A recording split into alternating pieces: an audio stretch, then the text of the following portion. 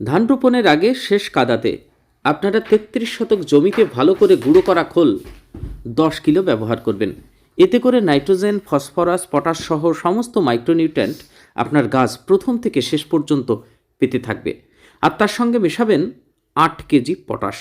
এই ৮ KG potash আপনার ধান গাছকে শক্ত করবে, গাছের সংবহনতন্ত্র অর্থাৎ সংবহন ব্যবস্থাটাকে সুন্দর রাখবে, রোগ প্রতিরোধ ক্ষমতাটাকে বাড়াবে।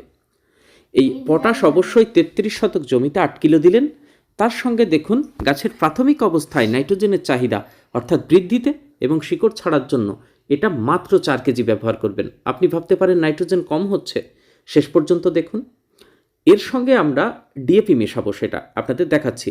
আর এখানে যে গুঁড়ো গুঁড়ো দেখছেন এটা হচ্ছে সালফার, ১ কেজি অবশ্যই দেবেন।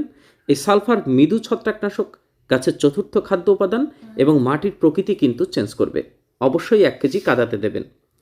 আর এর ভিতরে বড় বড় যে দানাগুলো দেখতে পাচ্ছেন এটা হচ্ছে ডিএপি। এই ডিএপি হচ্ছে আপনারা ১৪ কেজি ১ বিঘা জমিতে ৩৩ শতকে মানে ব্যবহার করবেন। এই ডিএপি এবং ইউরিয়া এটাই মূলত নাইট্রোজেনের চাহিদা কিন্তু পূরণ করবে। আর ডিএপি দিলে আপনার ধান গাছের চেহারা কিন্তু অন্যরকম হবে। তো এই ছিল ধানের কাদাতে সার ব্যবস্থা।